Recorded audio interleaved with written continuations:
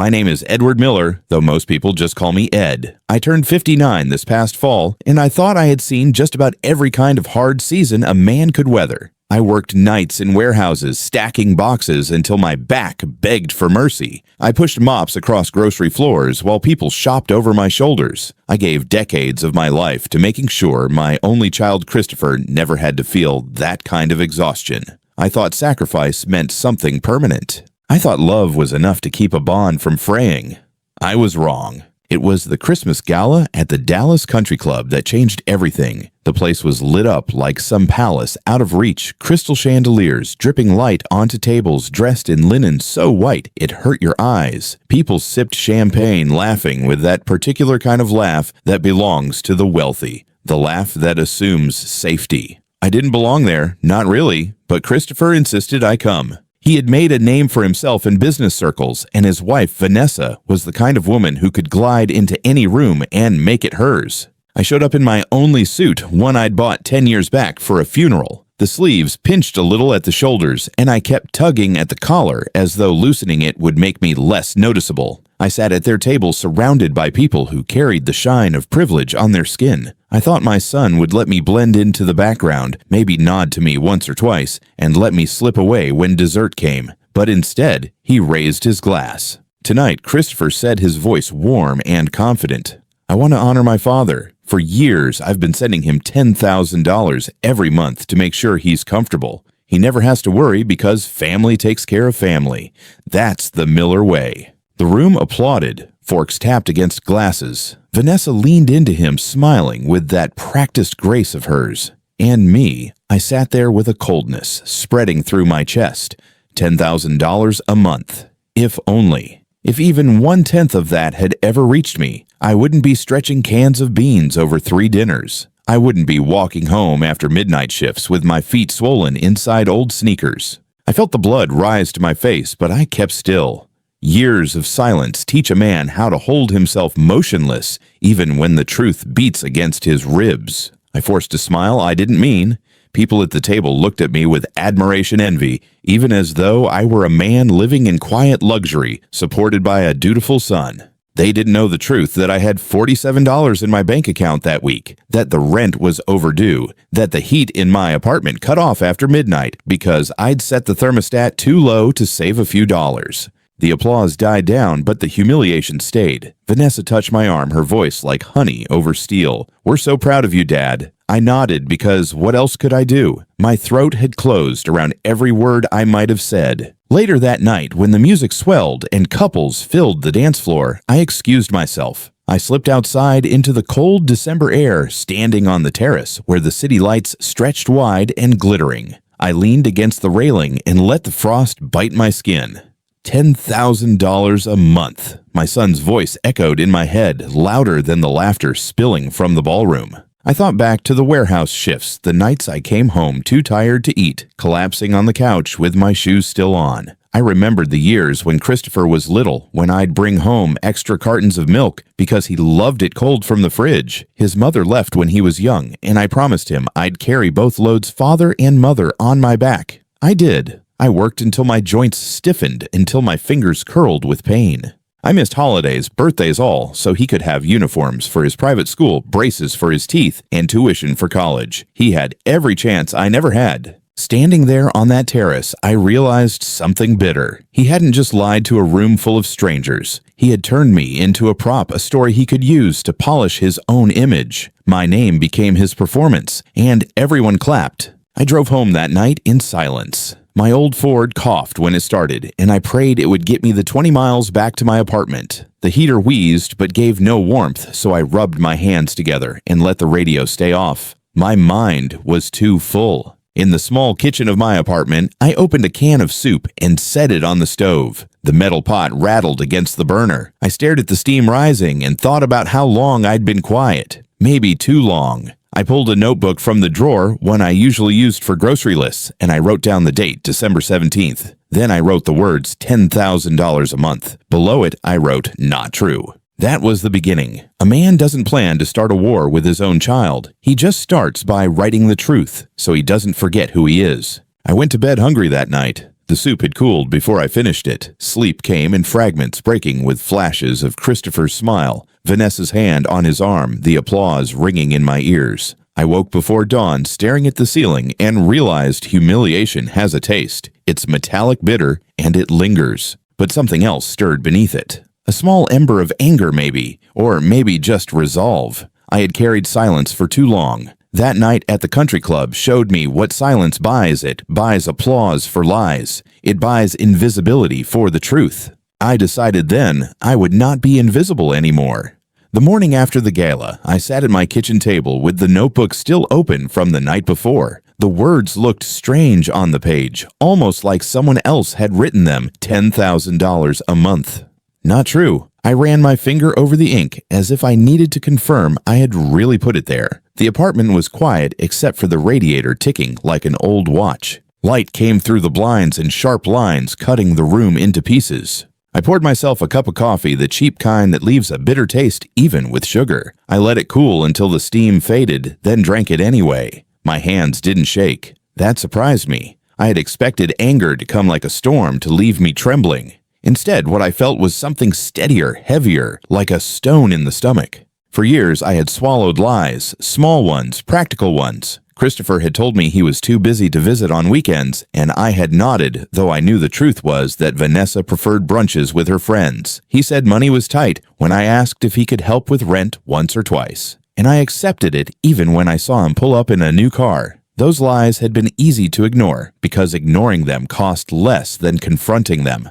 But the lie he told in that ballroom was too big to swallow. It had my name stitched into it. It turned me into evidence of his generosity when in reality I was still mopping floors at midnight to keep the lights on. I thought of the looks people had given me after his toast. Respect, admiration. Some even leaned across the table to shake my hand, as if I had been blessed with a dutiful son who honored me, if they only knew. That thought burned worse than the lie itself that I had played along in silence. My smile had made me an accomplice to my own humiliation. That afternoon, I opened the drawer again and pulled out the notebook. I wrote rent overdue, $47 in bank, overtime shifts 3 weeks straight. I made a list of bills on one page and a list of hours worked on the next. I needed to see the truth stacked plainly. Silence is slippery, but paper holds its shape. For the first time, I began to suspect that somewhere money really was moving. Christopher's confidence at the gala hadn't been improvised. He had spoken too smoothly with the ease of a man who believes his own story. Maybe there were checks,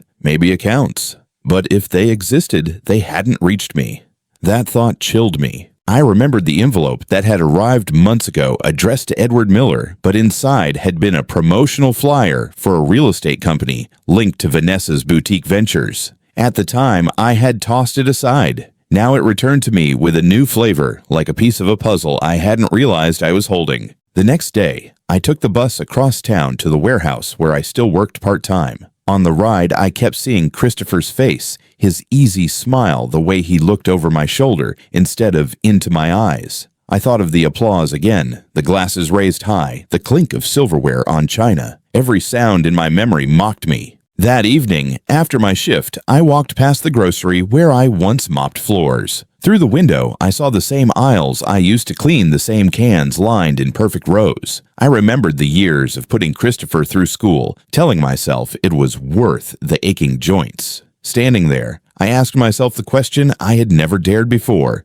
Had all those sacrifices been used against me? Back at the apartment, I wrote again in the notebook. Checks. If yes, where who receives? I underlined the words twice. My handwriting was cramped, almost angry. The more I wrote, the more I realized how much of my life I had let drift without evidence. That night, I barely slept. I lay awake, watching the ceiling in the dark, listening to the pipes groan. Images tumbled through my mind. Christopher in a tailored suit, Vanessa's polished smile, the bank envelope with her name faintly embossed in the corner. I thought of my own wallet, thin as paper, and of the years of silence that had made me small. By dawn, I knew I couldn't stay still anymore. Silence had been my companion for too long, and it had rewarded me with humiliation. If Christopher had built a story out of my name, then I would build one too, but mine would be made of facts. The next week, I carried the notebook everywhere, tucked under my arm like armor. I wrote down everything I remembered: dates of calls, times of visits, little things Vanessa had said at dinners, the way Christopher avoided eye contact when I once asked for help with rent. It might not add up yet, but I felt the shape of something forming. At work, a man named Alan noticed me scribbling during break. He asked if I was writing letters. I shook my head. "Just keeping track," I said. He nodded, as though he understood more than I admitted. I began to pay attention differently. When the mail arrived, I studied every envelope. When I passed the bank downtown, I slowed my steps, wondering what doors my son and daughter-in-law walked through. I noticed how Vanessa's name appeared in small print on flyers and charity brochures. The world had been speaking for years. I had just stopped listening. Each night I wrote. Christopher announced 10K monthly, no deposits in my account, rent past due, utilities cut once this fall, Vanessa's boutique listed in Dallas Business Review. The notebook grew heavier with ink, and my heart grew steadier with each entry. It wasn't anger that carried me. It was clarity. A man who has lived too long in silence knows the weight of fog. Once you start seeing clearly, even if what you see hurts, you can't go back. I didn't know yet how deep the betrayal went, or who else might be involved. I didn't know what proof I could find, but I knew the truth was out there, and I would no longer settle for being the invisible man in my own story. That was the ache I carried quietly, the ache of proof waiting to be uncovered. The first solid clue came on a Wednesday afternoon, a week after the gala. I was sitting in my apartment with the notebook, open the pages, already crowded with dates and small memories when I thought of Calvin. He and I had worked together back in the warehouse years ago. He had since moved on, found steadier ground as a mid-level employee at a downtown bank. We hadn't spoken much in recent years. Life had scattered us into different corners, but I remembered his easy laugh, his way of keeping things simple. That day, I dialed his number with hesitation, not sure if he'd even pick up. When he answered, his voice sounded older, slower, but still familiar. I told him I needed to ask about something personal. I didn't spill details over the phone. Some instincts remain, even when the rest of you feels exposed. He agreed to meet me after his shift at a diner that still smelled like grease and coffee from 20 years ago. I arrived early and sat in a booth with the notebook closed beside me. The waitress poured coffee without asking. I watched the door every time it opened until Calvin finally walked in, his shoulders broader than I remembered, his hair thinner. He slid into the booth and studied me the way old friends do when years have passed without warning. I told him about the gala. I told him about Christopher's toast, about the $10,000 a month. I kept my voice, even though the words tasted bitter. Calvin listened quietly, his hands folded on the table. When I finished, he shook his head slowly. "Ed, if checks are moving, they leave a trail. Even if someone thinks they're clever, money always leaves footprints." That sentence stayed with me. Money always leaves footprints. He asked for my bank account number, the one I had used for years, and promised to look into whether deposits had ever landed there. He couldn't do it officially. He said it wasn't exactly in his job description, but he could check quietly. I thanked him without ceremony. Gratitude is heavier when you're desperate. 2 days later, Calvin called. His voice was tight, as though he knew the weight of what he was about to say. "Ed, you were right. There are checks being issued every month. 10,000 exactly. But they're not going into your account." My hand gripped the phone so hard I thought the plastic might crack. Where then? They're endorsed to someone with the initials V.T. every month like clockwork. The records list her as the recipient, Vanessa Torres. The name hit me like a fist to the chest. For a moment, I couldn't speak. It was one thing to suspect another, to hear it confirmed in a bank record. All those months, maybe years, Christopher had stood beside me with his arm around my shoulders, while his wife cashed checks written in my name. I sat down hard in the kitchen chair, the phone pressed to my ear, my notebook open in front of me. Calvin went on, saying he couldn't pull physical copies without risk, but the system clearly showed the flow checks issued by Christopher's company, marked for family support, signed and deposited by Vanessa. I wrote it down as he spoke. Checks. $10,000, VT recipient. The letters looked sharp, almost carved into the page. After the call ended, I stared at those initials until the ink blurred. I felt sick, physically sick, as if betrayal had a taste. The room spun for a moment, and I put my head in my hands. It wasn't just the money. It was the performance of it all. The way they had dressed me up in lies made me into their story of generosity. The thought of Vanessa smiling in her boutique while cashing checks meant for me made my stomach turn. That night, I didn't sleep. I sat at the table with the notebook, flipping back through the pages, connecting dots I hadn't seen before. Her new car last spring, the boutique's sudden expansion, the fundraisers she sponsored with ease, and me still counting coins for rent. I realized then that this wasn't only about humiliation. It was about theft, calculated, deliberate theft carried out with my name, and I had let it happen in silence. The next day, I decided to push further. I stopped by Calvin's bank with a plan to act like any other customer. I asked the teller casually about deposits playing dumb, and she repeated the usual numbers: small paychecks, Social Security deposits, the same meager amounts I already knew. Nothing close to what Christopher claimed. Her voice was polite, but her eyes flicked toward me with the kind of pity you don't forget. On the bus ride home, I clutched the notebook and felt something shift. For the first time, I had proof, even if it was secondhand. Proof that money existed, and proof that it had been rerouted. The ache inside me sharpened into something harder: resolve. I began saving every envelope that arrived in the mail, every flyer, every piece of paper with their names on it. I started writing down Vanessa's public appearances, the boutiques she opened, the charities she sponsored. If money always left footprints, I would learn to track them. In the weeks that followed, the notebook grew thick with ink. Sometimes the entries were simple: Vanessa photo in Dallas Review, Jan 12. Other times they were longer, full of questions that burned in my mind.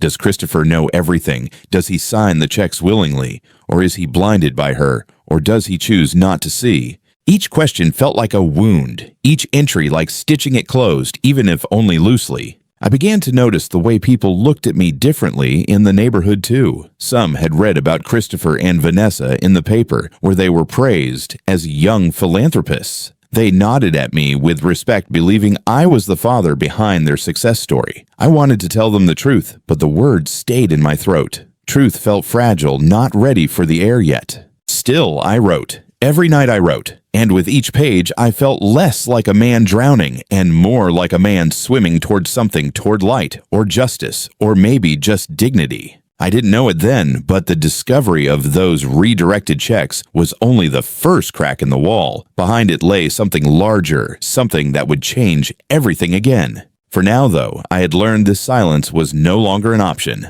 I did not want a lawyer. Pride insists you can fix things by working harder, keeping quiet, outlasting the problem. Pride had left me broke and humiliated. The notebook on my table kept pulling me forward. I took a bus to a legal clinic on the south side. I printed my name like a man remembering it belongs to him. They guided me to a small office with a window over a parking lot. The attorney introduced herself as Patricia Green. Calm voice, steady eyes. I set my notebook between us. It felt like placing a bone on the table. I told her about the gala and the toast. I told her about rent notices, canned beans, long nights at the warehouse. I told her about Calvin's quiet call from the bank, $10,000 every month, checks marked family support, deposited by someone whose initials were not mine. I kept my voice flat as if I were inventorying a shelf. Patricia listened like a carpenter listening to a wall. When I finished, she asked for dates, names, sums, postmarks. She slid log sheets toward me and told me to write down every contact, calls, texts, knocks, even moments when fear tried to direct the day. Keep originals in plastic sleeves. Photograph both sides. Label each file with the minute it arrived. Do not confront. Do not warn. Preserve. Texas allows one-party recordings, she added, so I could capture calls without permission. Her sentences felt like nails into good wood. They did not thrill me, but they held. She handed me a pamphlet on elder financial abuse, a list of hotlines, and a checklist titled Preservation Steps. I folded them twice and tucked them into the notebook like small armor. On the way home, I stopped at a discount store zipper binder sleeves, labels a cheap recorder that looked like a key fob. At the apartment, I turned the kitchen into a workbench. Envelopes into sleeves, sleeves into the binder, log entries in careful print. The recorder on the table, my thumb learning its path by muscle memory. That evening, I went to the library. I searched phrases I never expected to sit beside my name-dependent support requirement, claiming apparent misuse of a trust-forged signature liability. The words were cold, but clean. If a person claims a parent as a dependent, they must provide more than half the support. Paper must match life. If money moves under a name it does not feed, there is a word for that. I printed pages and highlighted lines until my hands stopped shaking. 2 mornings later, I walked into Christopher's office tower. I told the lobby I was dropping off a card. The card held only my name. The assistant who came down wore a badge that read Maria. She took the envelope and paused. Her gaze flicked toward the elevator, then back to me. In a voice above air, she said that mail sometimes moved upstairs in bundles, and that checks labeled family support did not carry my name on the payee line. I did not press. Pushing would make me the wrong kind of thief. I thanked her and left. An hour later, my phone buzzed. A photo arrived without words, a copy of a windowed envelope payee line printed with Vanessa Torres memo line, family support company address, above the stamp. Copier ink left a dark seam. I printed it at the library and taped it to a fresh page. Proof does not always roar. Sometimes it sits and waits to see if you will look. The first warning slid under my door that week. Thick marker solvent smell, no signature. Keep quiet if you care about peace. I put it in a sleeve and wrote the time along the edge. A text followed from an unknown number calling me ungrateful. A voicemail said families fix things privately. I saved them all, dated them, and filed them. Fear prefers darkness. Paper turns on a light. Calvin checked in. He could not give me copies. He could confirm the rhythm, the same amount each month, the same recipient, the same neat cadence. Numbers wear on people when they point at pain. Patricia asked me to pause before answering calls. One breath, then hello. A silence can tip power. I practiced until it felt natural. At night, I sorted pages and let memory arrive without permission. Christopher at 5 with grass on his knees. Christopher at 10 asleep against my shoulder at a game we could not afford, but attended anyway. Memory can be mercy, and it can be a blade. I let both touch me and kept the record clean. Maria wrote again, asking to meet somewhere quiet. We chose a church courtyard 2 bus lines away. She came with a scarf pulled tight and sat under a bare tree. She handed me a typed list of dates when outgoing mail included envelopes to Vanessa Torres and to a company name I did not know. She would not keep copies. She could not. I promised to keep her out of any paper until the law required it. Relief and fear lived in the same breath when she exhaled. Back home, I found a plastic file box at a thrift store. The lid was cracked, but it closed. I labeled folders, mail banknotes, threats calls. Order returned a small piece of me I had not noticed was missing. By month's end, the binder had a weight I could feel through my coat. I was still poor, still timing laundry to the cheap hours, still coaxing my old Ford with a hand on the dashboard. But I was not invisible to myself anymore. The lie had needed a microphone. The truth preferred sleeves and labels and ink. It was learning to stand. It was learning to move. And I was learning to keep the door open long enough for it to pass through. By February, the binder had grown thick. Its spine bent its zipper, straining from the weight of copied checks, photographs of envelopes, notes written in my cramped script. I carried it like a man carries proof of breath. At night, I stacked it beside the bed instead of in the kitchen. Some people keep a Bible within reach for comfort. I kept a binder. Patricia called one morning, her voice calm but firm. You have enough to speak. Not in a courthouse yet, but somewhere people can't ignore. Her words rattled through me. I had lived half my life under the belief that silence was protection. Now she was telling me that speaking could be armor. The chance came sooner than expected. Christopher and Vanessa's company sponsored a winter gala at the same country club where the December humiliation had taken place. I received an invitation by mail, though I suspected it was for display, not affection. Their public life needed me in the room the same way their lies needed my name. I almost tore it up. Then I remembered the applause, the taste of that lie on my tongue, the heat in my face while strangers shook my hand for a gift I had never received. The memory still burned. I decided I would go not as a prop this time, but as a man who had decided to stop swallowing silence. The night of the gala, I wore the same funeral suit. It pinched worse now, but I didn't care. In the breast pocket, I carried 3 pages from the binder copies of checks to Vanessa,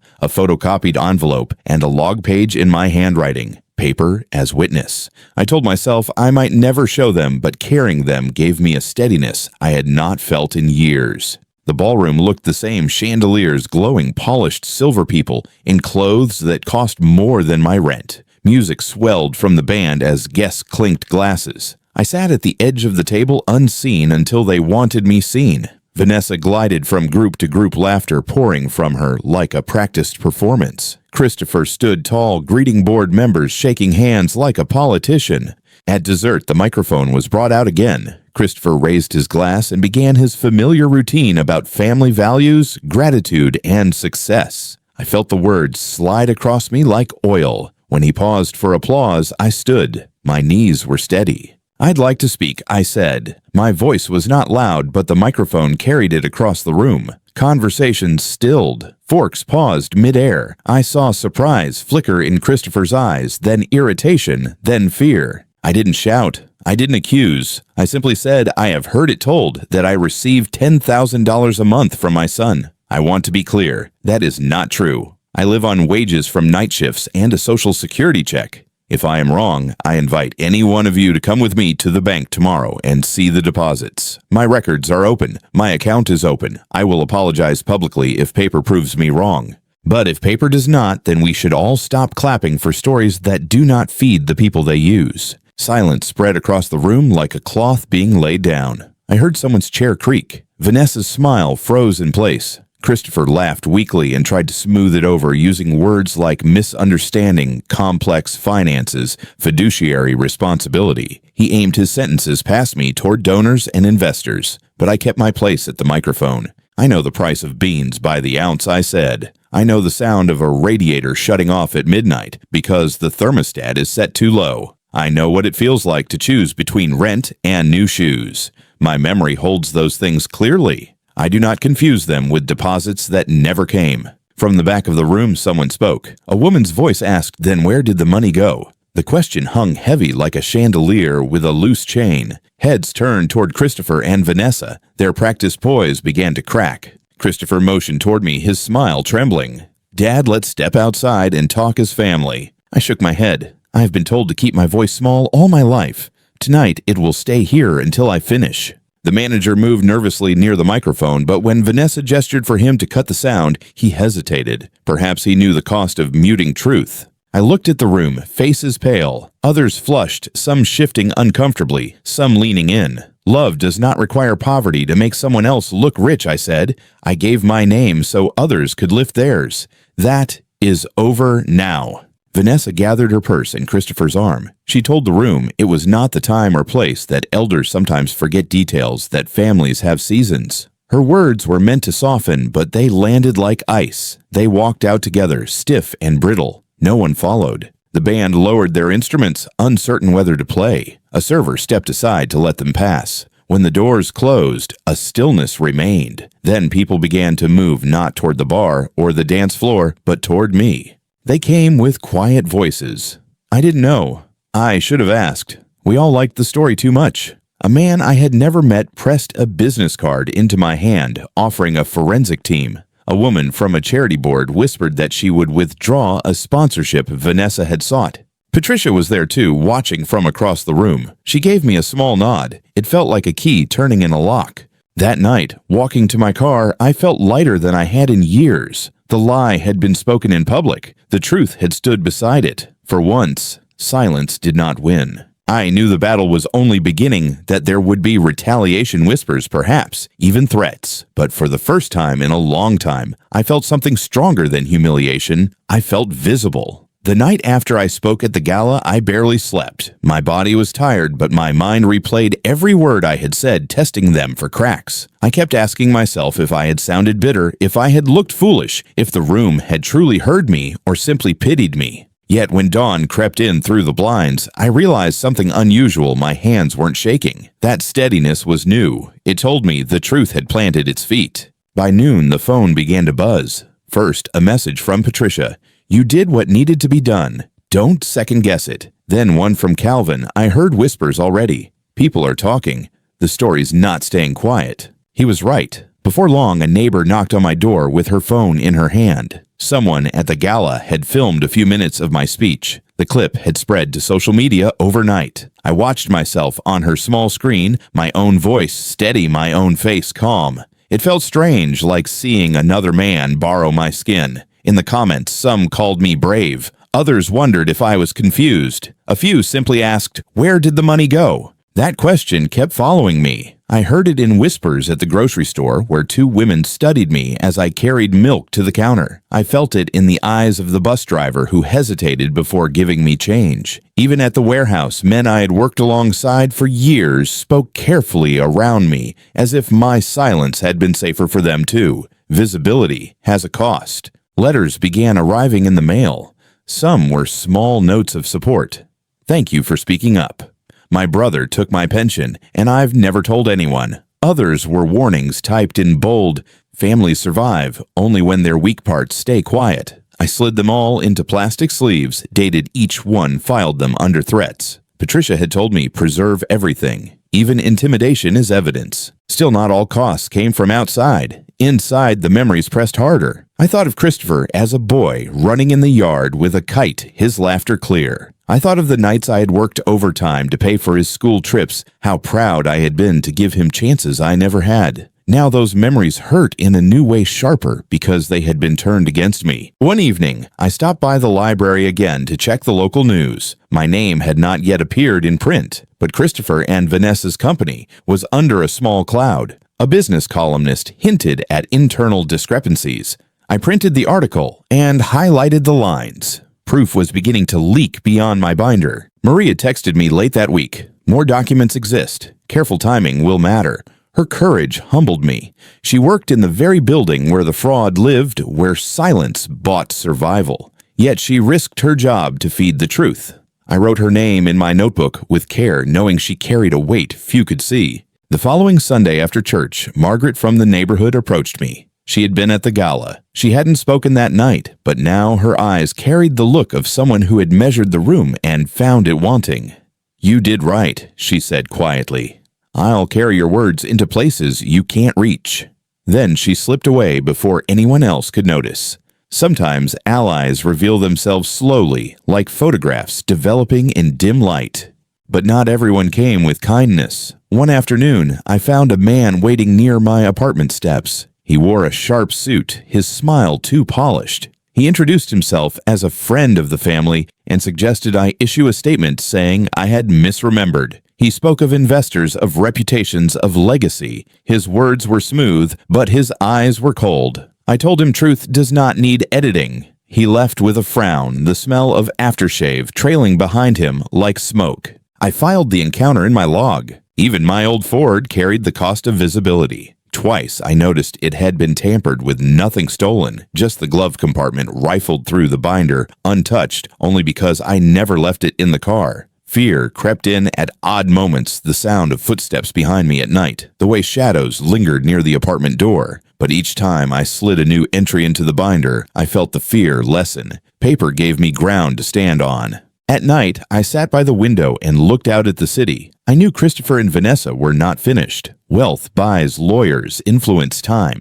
They would try to paint me as bitter, senile, confused. But for the first time, I was not carrying silence alone. Videos had spread. Articles were forming. Whispers had begun to turn into questions. The cost of visibility was high lost privacy, fresh threats, old wounds reopened. Yet for all its weight, it carried something else to dignity. For decades, I had been invisible, my work and sacrifice taken for granted. Now even in suspicion, even in whispers, I was seen. I told myself this dignity may not pay the rent, but it steadies a man's spine.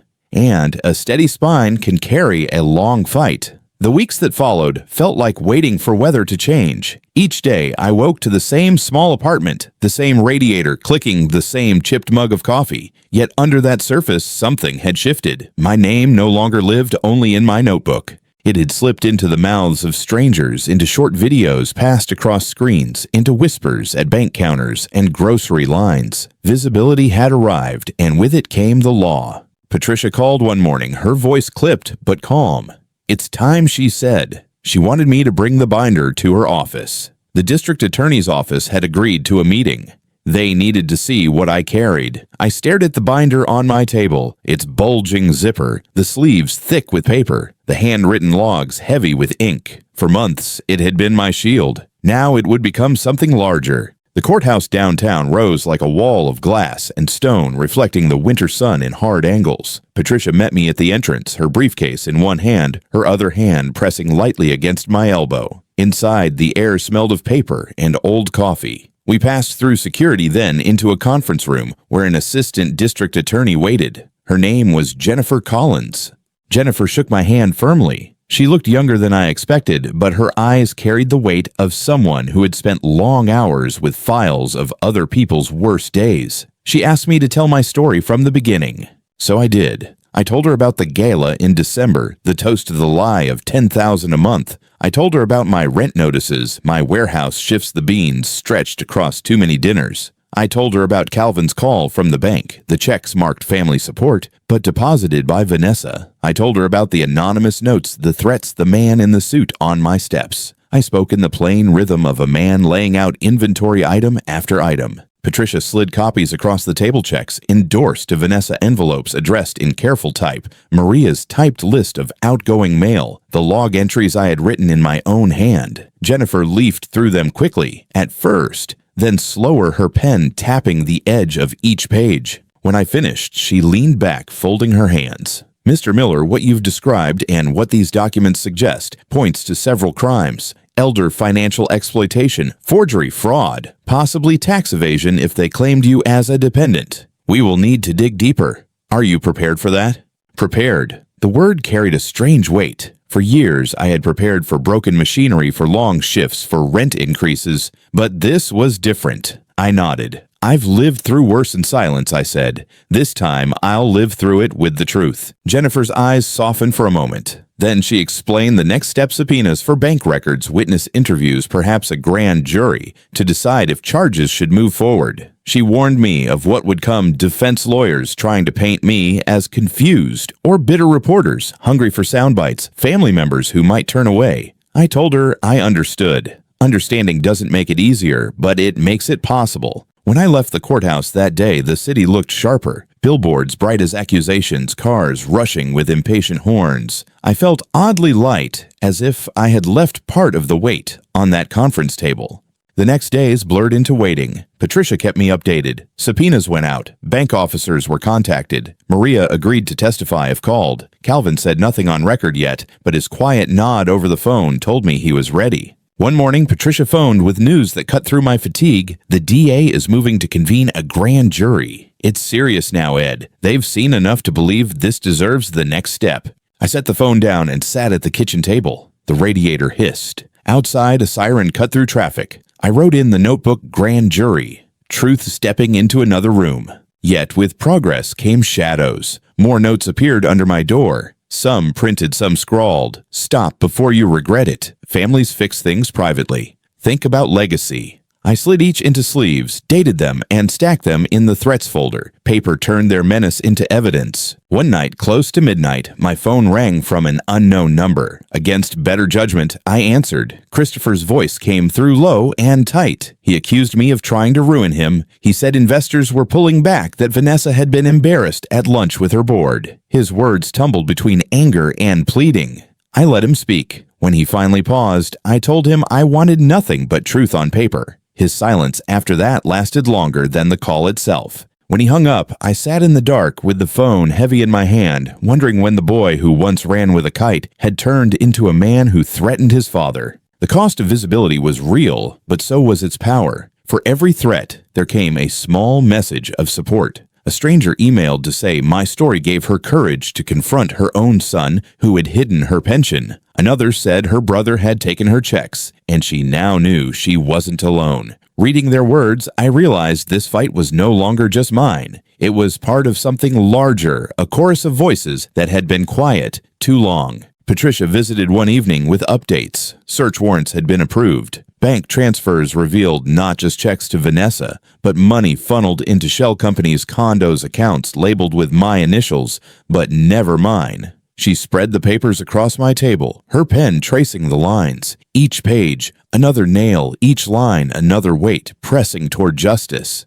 I stared at one document, my name signed at the bottom of a transfer I had never authorized. The signature looked almost right, but the final letter of my last name was flattened wrong. I had always lifted my pen there. Seeing it forged made my chest burn. My name had become a costume for someone else to wear. Patricia circled the signature with her pen. Forgery changes everything she said. This isn't just financial abuse, it's identity theft. That strengthens the case. I leaned back, breathing slowly. For years, I had been invisible. Now even my handwriting had been stolen. Yet I felt stronger than I expected. Proof was no longer just mine. It was becoming part of a record that others could not erase. That night before sleep, I wrote in the notebook, "Truth is moving. The law is listening. I will not stop now."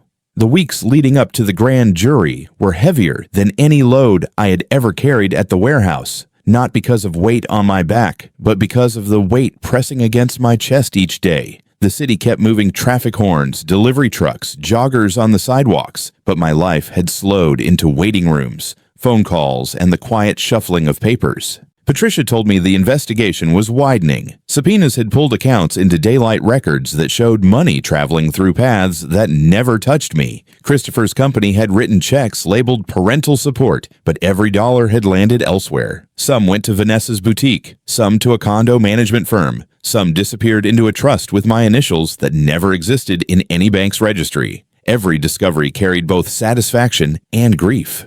Each page proved I wasn't crazy, but each page also confirmed that my own son had built his comfort on my silence. One evening, close to dusk, a knock rattled my apartment door. I looked through the peephole and saw Christopher. He wasn't in a tailored suit this time. His shirt was untucked, his face drawn tight. Against better judgment, I opened the door with the chain still on. "Dad," he said, his voice low, "we need to talk." I told him we could talk with the door between us. He shook his head, his forehead pressed to the wood. He said I was tearing the family apart. He said investors were whispering that Vanessa had lost clients, that his reputation was bleeding in circles I'd never understand. His words were jagged, bouncing between accusation and desperation. When he paused, I told him the truth was tearing nothing apart. It was only showing what had already been broken. I told him a lie shouted in a ballroom would always collapse when paper spoke. Then he tried a softer angle. He called me Dad again, the way he had when he was a boy, asking for another hour outside before bedtime. He said all I had to do was sign a statement admitting I'd been mistaken, that memory had tricked me, that everything could then quiet down. For a moment, old reflex tugged at me. Love pulls even when it has been bruised. But then I remembered the forged signature with my name bent wrong at the end. I remembered the nights of beans and cold radiators, while checks bought chandeliers for someone else. "No," I said through the door. "I will not lie to protect a lie." His silence stretched. Then came a muttered curse, and his footsteps retreated down the hallway. I slid the new memory into my notebook as carefully as if it were another piece of evidence. Date-time words spoken. Truth does not just live in paper, it lives in memory too sharpened by pain.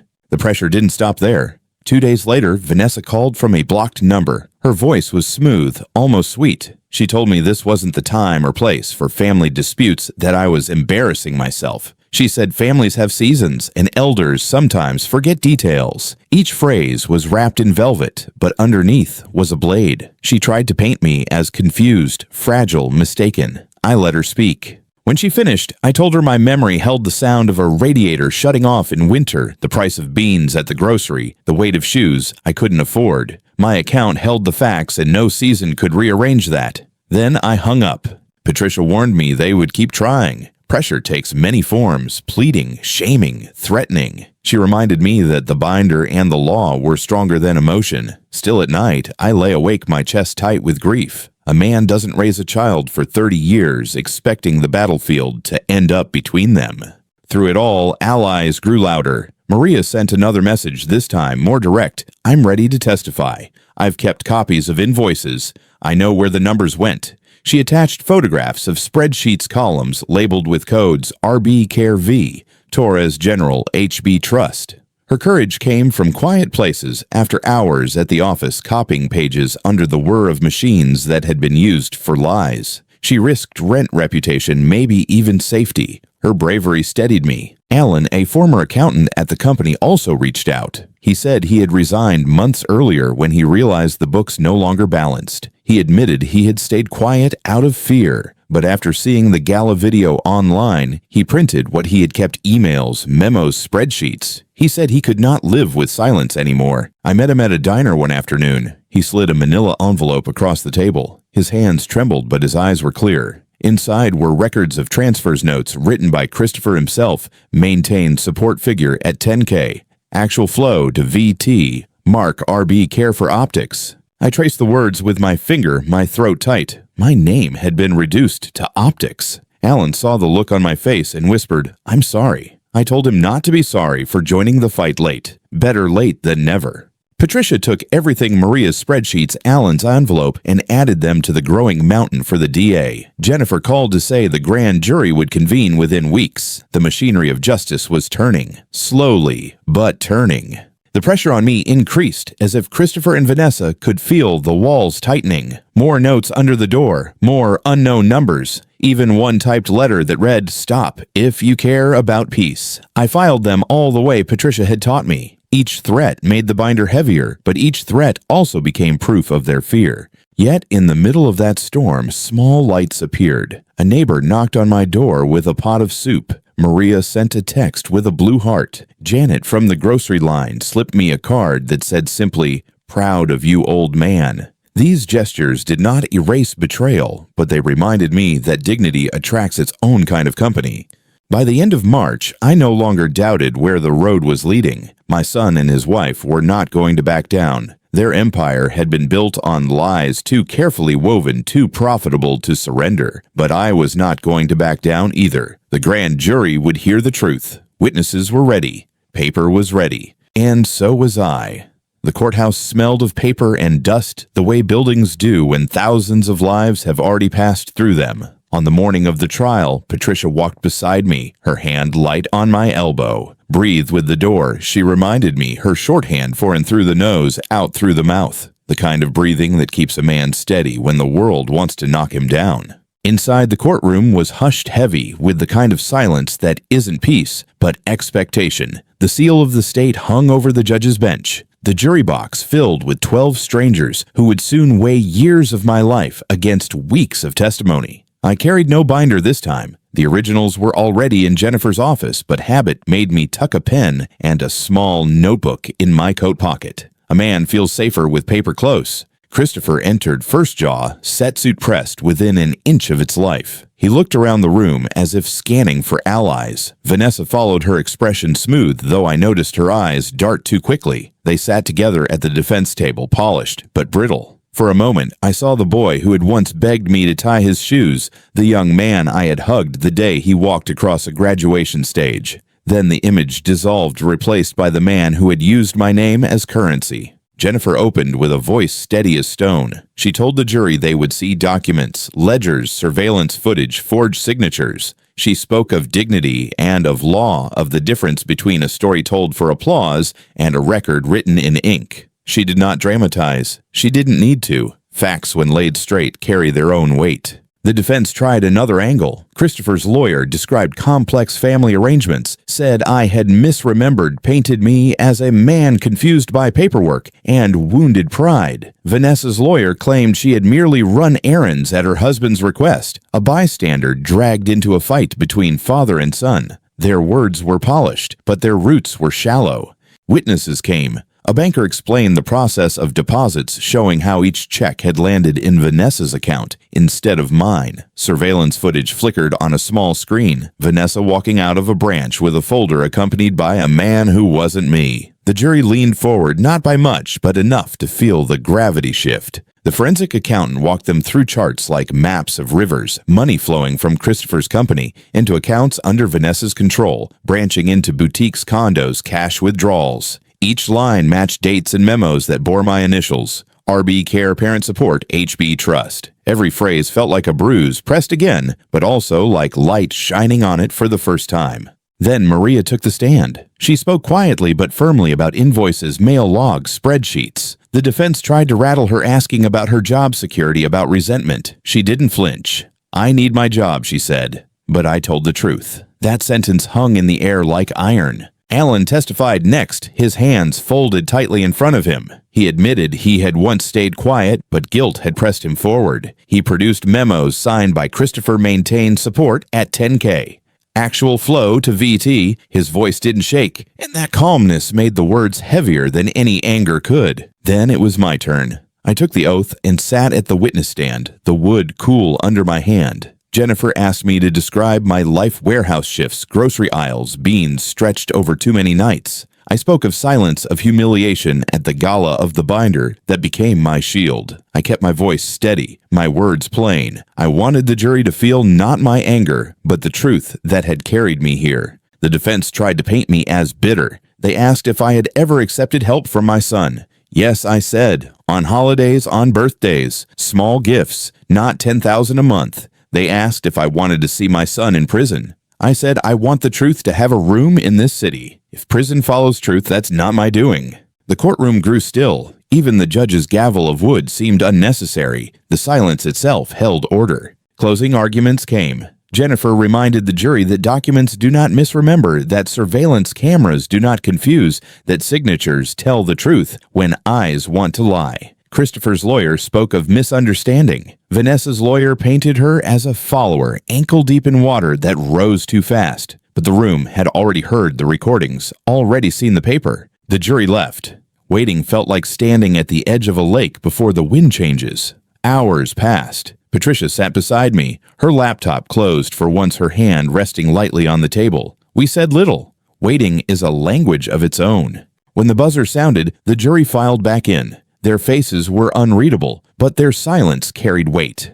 The four-person stood voice firm, guilty of elder financial exploitation, guilty of forgery, guilty of fraud, guilty of conspiracy. Each word landed like a chair, finding the floor. My chest felt heavier and lighter, all at once heavier, with years finally named lighter, with the proof that I had not imagined any of it. Christopher stared straight ahead, his face pale. Vanessa dabbed her eyes with a tissue, though her hand did not shake. Patricia squeezed my shoulder once, and Jennifer gave me a nod, small but steady. When we stepped outside, cameras swarmed the courthouse steps. Reporters shouted questions, microphones thrust forward. Patricia guided me past them with the practiced grace of someone who had done this before. Inside the car, the world went quiet enough for me to hear my own breath. I leaned back, closed my eyes, and thought the truth had walked into a room and refused to leave. The sentencing came weeks later. By then, the city had grown used to my name. Reporters no longer hovered outside my door every morning, though the occasional microphone still appeared when I went to the store. Strangers nodded at me with recognition, some with sympathy,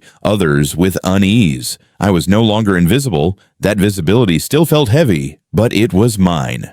The courtroom was smaller, this time quieter. The jury was gone. Only the judge, the lawyers, a few reporters, and those of us directly bound to the case remained. I sat in the second row with Patricia beside me, her hands folded neatly on her lap. Jennifer leaned forward at the prosecution's table, her notes arranged like a map. Christopher sat stiffly at the defense table, his jaw locked, his eyes fixed on some point past the bench. Vanessa beside him looked brittle, her poise cracked in places she could not hide. The judge spoke at length about trust, about responsibility, about the way financial crimes eat at the foundation of families and communities alike. His words were measured, his tone deliberate. Then came the numbers. Christopher was sentenced to 18 years. Vanessa received longer given the evidence of her planning and her pressure on others. Their lawyers made motions, but the machine of justice had already moved forward. I sat still, breathing evenly. No victory leapt in my chest, no applause echoed, just a quiet sense of balance returning, as if the floor beneath me had finally stopped tilting. Afterward, I stood on the courthouse steps. Cameras flashed.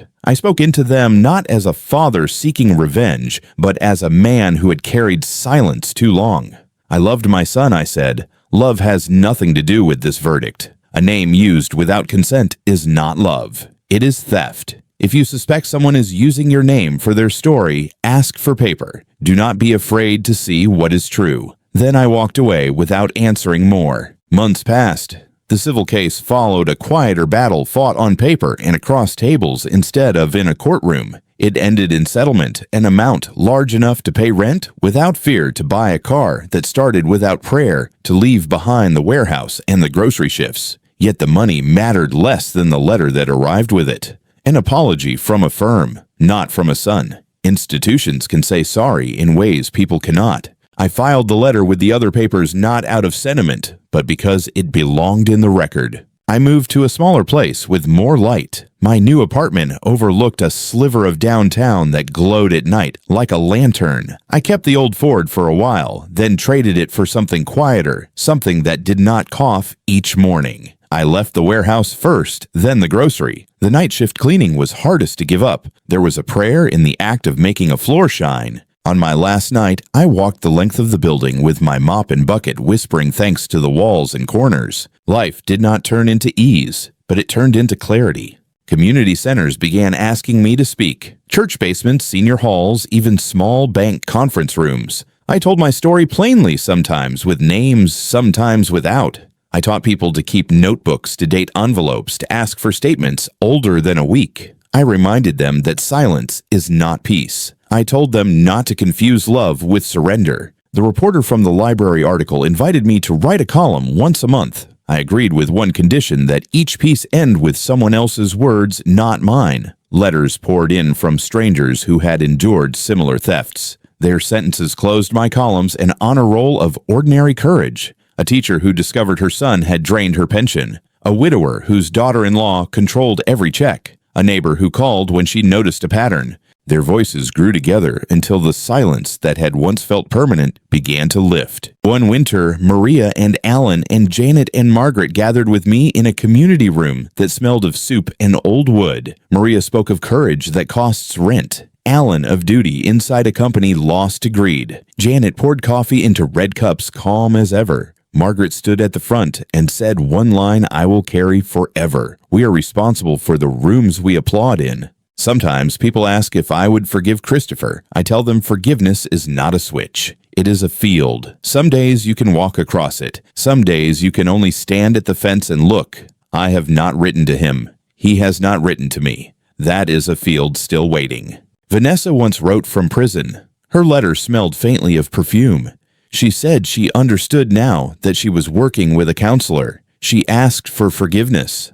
I wrote back that forgiveness is not quick, that I hoped she would build something honest where she was. It was the only answer I could give. The last page of my notebook from those months hangs in a frame above my desk. It carries one line I wrote the night before the grand jury voted. The doors are open now. Let the light do its work. In steadier handwriting, I added later, keep the door from swinging shut. I am 59 now. My suit fits, my sleeves are the right length, the collar leaves room to breathe. When I walk into rooms, I no longer carry silence like a shroud. I carry my name in the open. Sometimes I sit, sometimes I stand, but always I speak plainly in the rhythm of a man who once polished floors until they gleamed. If you are carrying a folder right now, make sure it holds more than paper. Make sure it holds your name. And when the time comes, place that name in the room where it belongs. Breathe with the door. In on the open, out on the close. Let the light in.